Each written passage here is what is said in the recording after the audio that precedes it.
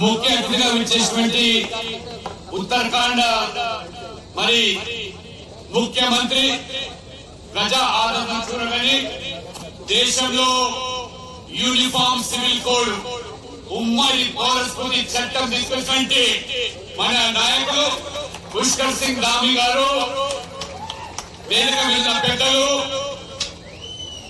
ఈరోజు నామినేషన్ యొక్క సభన లేదా ధర్మపురి అరవింద్ గెలిచిన తర్వాత ఏర్పాటు చేసినటువంటి సభన అనేటువంటి ఇది విజయోత్సవ సభగా నేను భావిస్తా ఉన్నాను. ఇంత పెద్ద సంఖ్యలో నామినేషన్ వచ్చారంటే గెలుపు ఖాయము. నిజామాబాద్ లో అరవింద్ యొక్క మెజారిటీ కోసమే మనం పనిచేయాల్సిన అవసరం ఉంది. ఏ రకంగా ఆనాడు మన ఆరాధ్య దైవము శ్రీరామచంద్రుడు ఇచ్చిన మాట నిలబెట్టుకునేటువంటి శ్రీరాముడికి అనుంగ శిష్యుడిగా ధర్మపురి అరవింద్ ఇవాళ పసుపు ఓటు సాధించి ఏ రకంగా మాట నిలబెట్టుకున్నారో మీరందరూ కూడా ఇవాళ నరేంద్ర మోడీ గారు ఈరోజు దేశవ్యాప్తంగా కూడా కాంగ్రెస్ యొక్క దిగ్గజారుడు రాజకీయాలు నరేంద్ర మోడీ పనితీరు మీద వారికి మాట్లాడే అవకాశం లేదు కాబట్టి ఓటు బ్యాంక్ రాజకీయాల కోసం ఇవాళ ముస్లింల ఓట్ల కోసం కక్కుట్టుబడి ఏ రకంగా మైనారిటీ జపం చేస్తున్నారో ఆ విషయాన్ని వాళ్ళ మోదీ గారు మాట్లాడుతూ ఉంటే వారి వాళ్ళ రాజకీయంగా ఎదురుదాడి చేస్తున్నారు. ఇది వాస్తవం కదా. ప్రధానమంత్రిగా మన్మోహన్ సింగ్ గారు ఈ దేశం యొక్క సంపద, ఈ దేశం యొక్క వనరులు మొట్టమొదటిగా ముస్లింలకే చెందాలని చెప్పింది కాంగ్రెస్ పార్టీ. ప్రధానమంత్రి అవునా కాదా ఒక్కసారి ఆలోచన చేయాల్సిన అవసరం ఉంది. అంతేకాదు ముస్లింలకు ప్రత్యేకంగా ఉద్యోగాల్లో 15% రిజర్వేషన్ ఇవ్వాలని చెప్పినటువంటి కాంగ్రెస్ పార్టీ ఇది వాస్తవం కాదా ఆలోచన చేయాలి. అంతేకాకుండా ముస్లింలు కూడా ఎస్సీ జాబితాలో చేర్పించి, ఎందుకంటే ముస్లింలు కూడా దయనీయ స్థితిలో ఉన్నారు, వారి కూడా ఎస్సీ జాబితాలో చేర్పించాలని చెప్పి ఈ రకమైనటువంటి వాగ్దానాలు కాంగ్రెస్ పార్టీ చేస్తోంది. అంతేకాదు బీసీలో ఉన్న రిజర్వేషన్లలో ప్రత్యేకంగా ముస్లిం బీసీల పేరు మీద 6% అదనంగా రిజర్వేషన్ ఇవ్వాల్సిన కాంగ్రెస్ పార్టీ ఇవాళ మోదీ గారు ప్రశ్నిస్తా ఉన్నారు.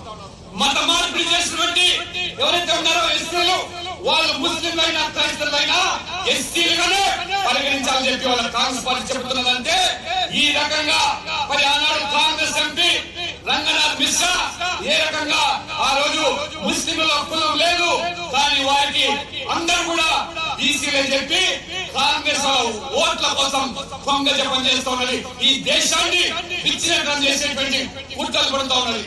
కాంగ్రెస్ పార్టీ చెప్తా ఉన్నది ముస్లిం లీగు ఇది లౌకికవాద పార్టీ చెప్తా ఉన్నది.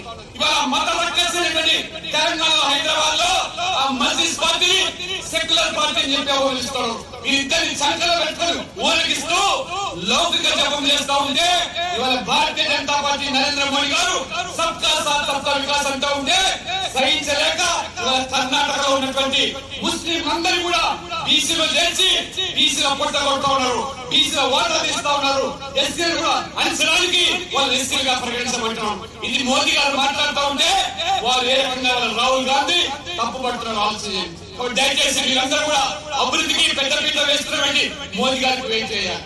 ఇవాళ అహంకారంతో ఉన్నటువంటి టీఆర్ఎస్ కు బుద్ధి చెప్పాలి, అబద్ధాలతో ఉన్నటువంటి రేవంత్ రెడ్డి గారికి బుద్ధి చెప్పాలంటే గుర్తుకు ఓటేయాలి, ధర్మపురి గెలిచాలి.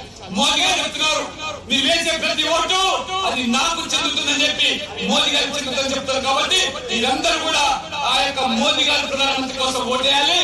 నిన్న కేసీఆర్ మాట్లాడుతున్నారు ఇవాళ కవితకు బెయిల్ ఎందుకు ఇవ్వరు, బెయిల్ ఎందుకు అంటే నువ్వు కోర్టులను న్యాయస్థానంలో ప్రశ్నించడం అంటే ఎంత నిరాశలో ఉన్నావో ఇవాళ కవితమ్మ గారు జైల్లో మొక్కుతారంటే మీ నాయకులు మీ తాబేదారులు ఏం చెప్పారు? కేసీఆర్ అపర భగీరథుడు, వారు నదులకి నడక చెప్పాడన్నారు. నదులకు నడపే సంగతి దేవుడే కానీ కవితమ్మ మాత్రం ఈ సారాకు మధ్యానికి ఈ నిజామాబాద్ నుంచి హైదరాబాద్